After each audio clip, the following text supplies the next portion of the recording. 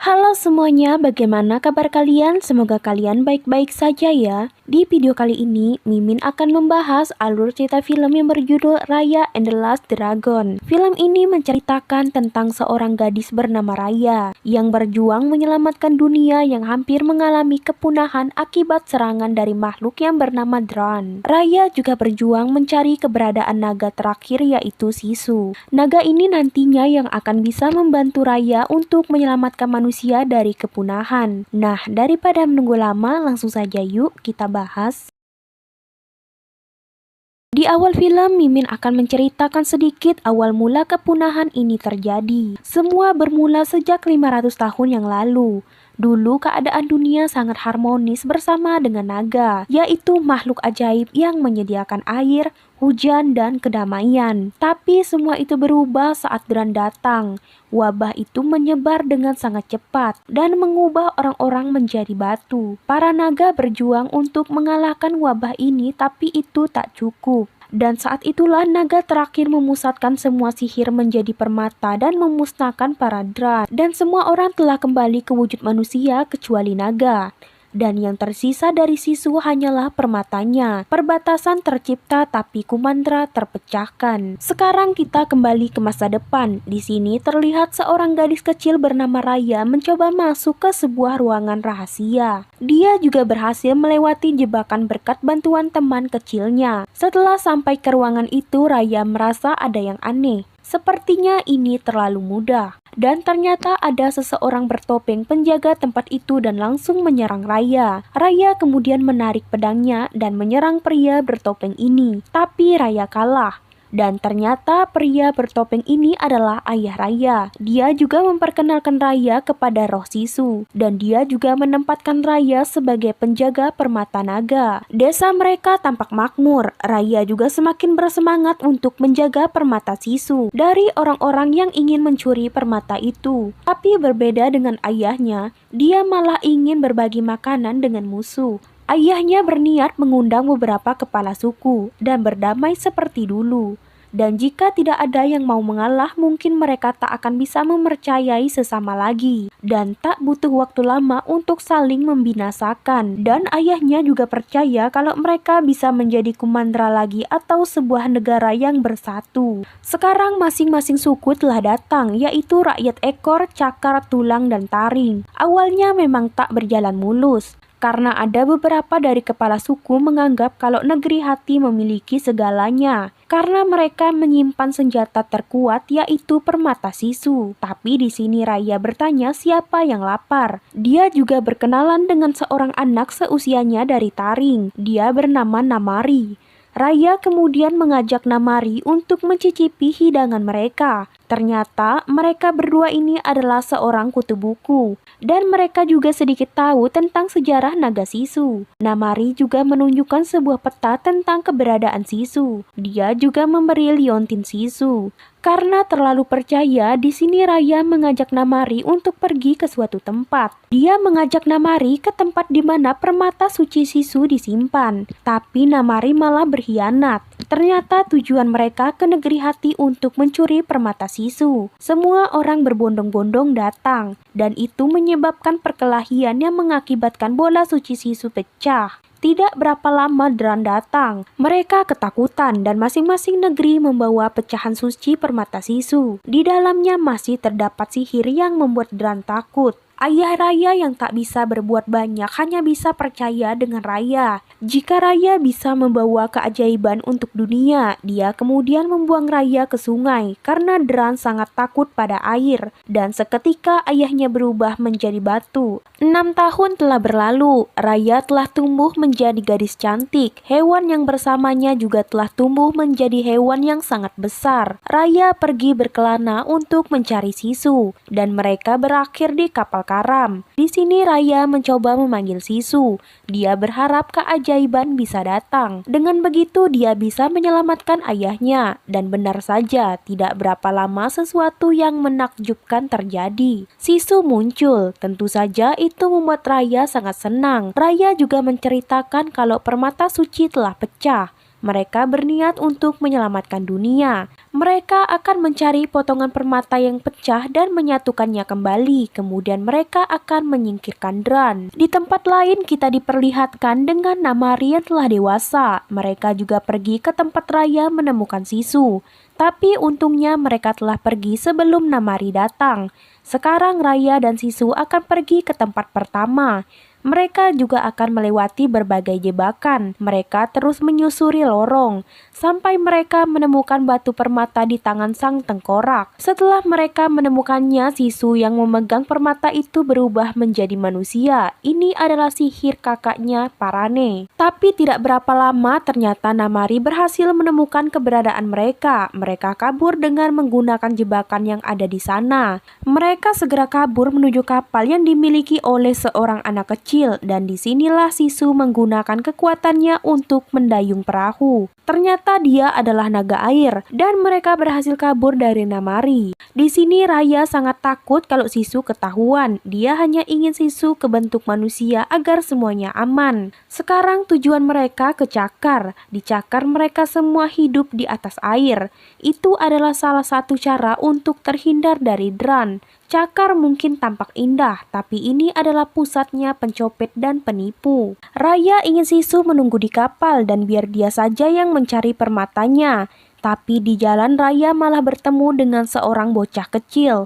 Di saat Raya menggendong bayi ini, permata-permatanya dicopet. Ternyata bayi ini hanyalah sebuah alat. Di tempat lain Sisu sangat gelisah karena Raya tak membawakan hadiah untuk kepala suku. Dia tak punya uang, tapi anak kecil ini menyarankan dia untuk berhutang. Sisu setuju. Dia kemudian pergi ke Cakar mengambil beberapa barang tapi tak membayarnya. Penduduk di sana sangat kesal, mereka tak kenal dengan Sisu, tapi Sisu malah berani berhutang. Tidak berapa lama Sisu diselamatkan oleh seorang nenek. Sementara di tempat lain, Raya masih dalam pengejaran untuk mendapatkan permatanya kembali. Untung saja Raya cepat dan dia berhasil mendapatkan permatanya. Karena kasihan, Raya memberikan pekerjaan halal untuk bayi dan ketiga monyet ini. Raya berhasil masuk menemui kepala suku, tapi sayangnya dia telah menjadi batu.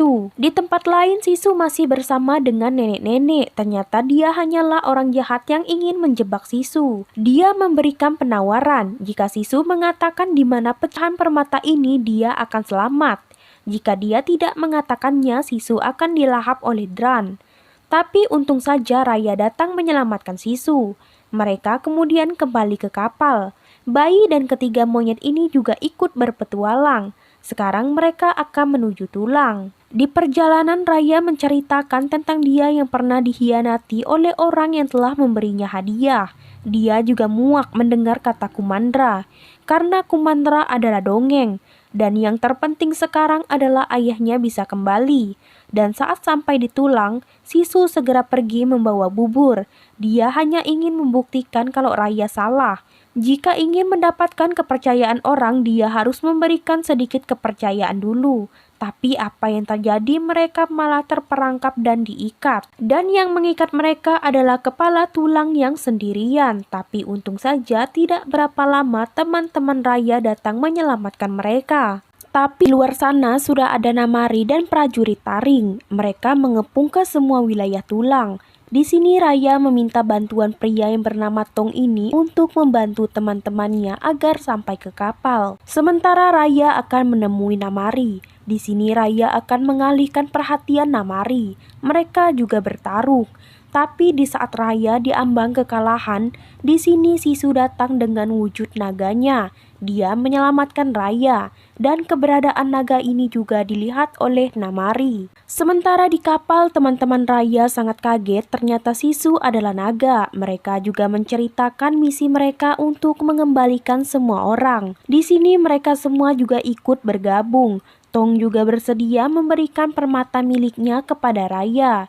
Tidak berapa lama hujan datang. Ini adalah sihir abang Sisu yaitu Pengu. Dan sekarang mereka akan menyusun rencana untuk pergi ke Taring. Rencana pertama, anak laki-laki akan mengalahkan prajurit depan. Kemudian bayi dan ketiga monyet akan mencuri permata. Dan yang terakhir, rencana mereka menyatukan semua permata berhasil. Dan rencana Sisu, dia akan pergi ke Taring membawakan hadiah untuk Namari. Kemudian mereka akan menjadi best friend dan rencana berhasil. Semua rencana tak masuk akal dan Raya tak menyetujui rencana mereka. Karena Raya masih tak setuju, di sini Sisu membawa Raya ke suatu tempat, yaitu negeri hati. Sisu menunjukkan satu persatu keluarganya yang telah menjadi batu. Mereka tenggelam di lautan Dran 500 tahun lalu. Satu persatu menggabungkan semua sihir dan menciptakan permata naga. Kemudian Sisu tidak tahu alasan keluarganya memilih dia untuk membasmi Dran. Dan Sisu mengatakan mungkin hal serupa bisa terjadi kepada Namari.